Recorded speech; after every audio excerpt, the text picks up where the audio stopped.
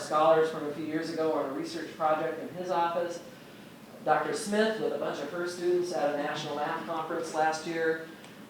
This was just last weekend. Dr. Agnew's students were busy presenting their work on twisters at this Pacific Math Alliance meeting.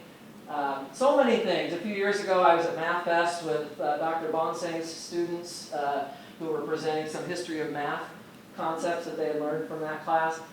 Dr. Suchava with one of his students. There's just so many examples. And I think in every department across this campus, we're going to have lots of these kinds of examples.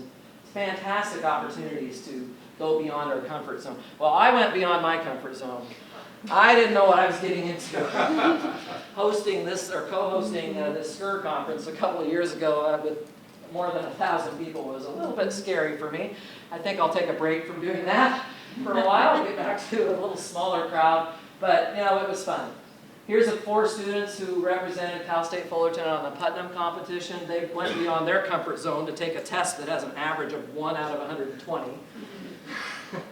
And it can be more than just academics. It can also be reaching beyond your comfort zone in terms of your social development, your professional development. So, of course, the math club has to have their Pi Day, most famous holiday devoted to math every year.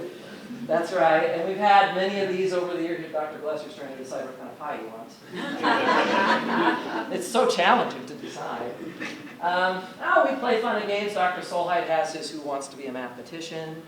And the Smart Girls just last week hosted the Family Feud version for mathematics. And a bunch of faculty were here. I think the students ended up winning that game against the faculty. But it was fun nonetheless. We had a good time. Going beyond your comfort zone. Finally, any person with proper motivation and support can find success both in and out of the classroom. Just take you back one last time to this guy, Jairo Aguayo, getting his master's degree a couple of years ago. After 8 years earlier, here he is as a freshman Math 150A student in my class. I look like a kid too, just a few years ago. But yeah, just to watch somebody like that succeed and become so successful has been, it's been the most rewarding thing for me. This sort of experience of watching people succeed with the proper support and encouragement also applies in the mountains. Every day I went to the YMCA in the Rockies for all those years before I became a hike master. I looked out on this view. And these mountains are not class 1 mountains that we're looking at. These are hard mountains to climb. And when I became a hike master, I said, you know what, I want to climb those mountains. And they are among the top 10 highest points in the park. I did climb them.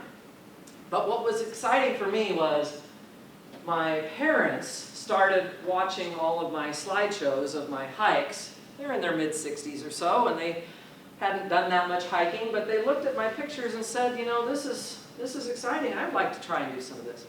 They got themselves into pretty amazing shape, and they were willing to backpack and eat bad food at a campsite in order to have a moment like this a few years ago. This is my mom.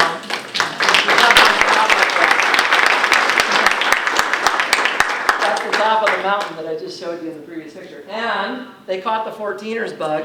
So she said, I want to climb a 14er. So she took my dad and myself. We went up to the top of Quandary Peak a few years ago, up with the clouds.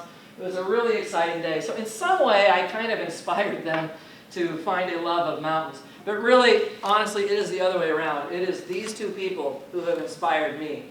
I would not be here right now standing in front of you if it were not for what these folks have done for me. So I really should dedicate this whole presentation to my parents for being the two most inspiring people that I have ever known. And thank you guys very much for coming.